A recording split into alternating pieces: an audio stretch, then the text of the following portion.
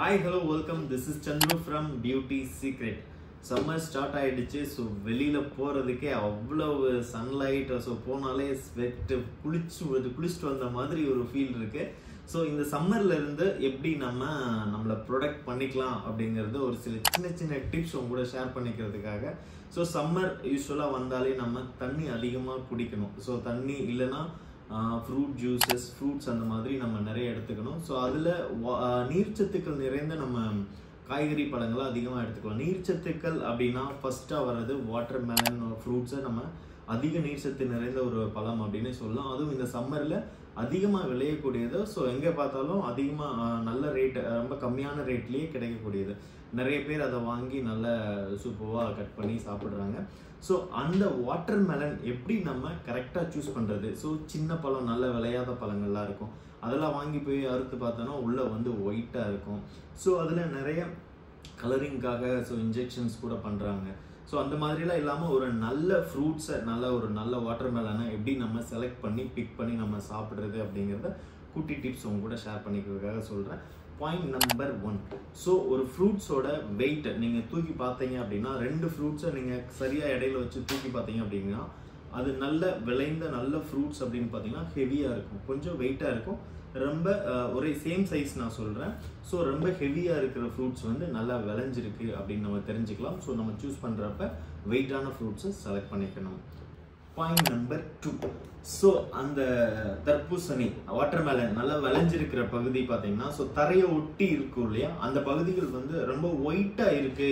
So ஒரு சில பழங்கள்ல ரொம்ப டார்க்காக இருக்கும், ஒரு சில பழங்கள்ல மீடியமாக இருக்கும். ஸோ அந்த ஒயிட்டாக இருக்கிற பழம் வந்து இப்போதான் வந்து ஃப்ரெஷ்ஷாக விளைஞ்சிருக்கு, ஸோ இன்னும் முதிர்ச்சி அடையலை அப்படின்னு அர்த்தம். ஸோ அது வந்து ரொம்ப டார்க்காக நல்ல ப்ரௌன் கலர் மாதிரி இருக்கும் ஓரளவு. மற்ற பழங்களை கம்பேர் பண்ணுறப்ப ஓரளவு ப்ரௌன் கலராக டார்க்காக இருக்கும். ஸோ அந்த பழங்கள் நல்லா விளைஞ்சிருக்கு. ஸோ உள்ளே வந்து நீர்ச்சத்துக்கள் அதிகமாக இருக்கும், டேஸ்ட்டும் உங்களுக்கு நல்லா இருக்கும். அந்த மாதிரியான பழங்களை நம்ம சூஸ் பண்ணிக்கலாம். Point number 3.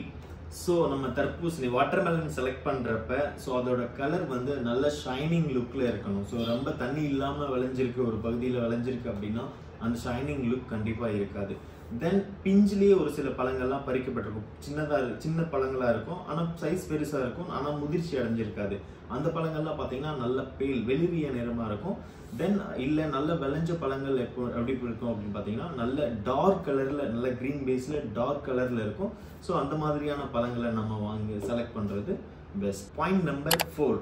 ஸோ எல்லா பழத்துலையும் பார்த்தீங்கன்னா அந்த தண்டு பகுதி இருக்கு இல்லையா, தண்டு பகுதியில் வச்சு இந்த பழம் நல்லா விளைஞ்சிருக்கா, நல்ல பழமா, டேஸ்ட்டாக இருக்கா அப்படிங்கிறத வச்சு நம்ம கண்டுபிடிச்சிடலாம். அந்த தண்டு பகுதி அதுலேயே ஒட்டி இருக்கு அப்படின்னா அந்த பழம் வந்து நல்லா விளையலை, ரொம்ப நாள் எடுத்து விளையலை அப்படின்னு அர்த்தம். தண்டு பகுதிகள் இல்லாத பழங்களை நம்ம செலக்ட் பண்ணுறது பெட்டர். Point number 5. ஸோ ஒரு பழத்தை நம்ம கையில் எடுத்து தூக்கி பார்த்துட்டு ஹெவியாக இருக்கான்னு பார்க்குறோம் இல்லையா, அப்பயும் மேலே நம்ம தட்டி பார்த்தோம் அப்படின்னா நம்ம தட்டுறதோட வைப்ரேஷன் வந்து நம்ம கீழே இருக்கிற கையில் ஃபீல் ஆச்சு அப்படின்னா அந்த பழம் நல்லா விளைஞ்சிருக்கு, ஸோ நல்லா ஃப்ரெஷ்ஷாக இருக்குது அப்படின்னு அர்த்தம்.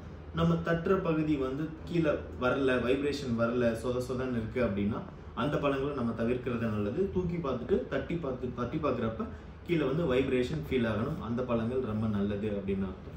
இதுக்கப்புறமும் நம்ம வாங்கிட்டு வந்து அந்த பழம் உண்மையிலேயே நல்ல பழமாக விளைஞ்சிருக்கா அப்படின்னு பார்க்குறது எப்படின்னா, கட் பண்ணி பார்க்குறப்ப அதோட விதைகள் எல்லாமே பிளாக் கலரில் இருக்கும். அது வந்து நல்ல முதிர்ச்சி அடைந்த ஒரு சூப்பர்வான ஃப்ரூட் அப்படிங்கிறத நம்ம ஐடென்டிஃபை பண்ணிக்கலாம். ஒரு சில பழங்களில் பார்க்குறப்ப அந்த விதைகள் வந்து வெள்ளை கலரில் இருக்கும், அது வந்து இன்னும் நல்லா விளையலை அப்படிங்கிறது அர்த்தம். இன்னும் நம்ம அட்வான்ஸ்டாக நம்ம பழங்கள் நல்லா வாங்கியிருக்கோம், நல்லா சாட்டிஸ்ஃபைடாக நம்ம வாங்கியிருக்கோம் அப்படின்னா கடிச்சு சாப்பிட்டு பாருங்கள், ரொம்ப ஸ்வீட் டேஸ்ட்டில் இருந்ததுன்னா நல்ல பழம் அப்படின்னு அர்த்தம்.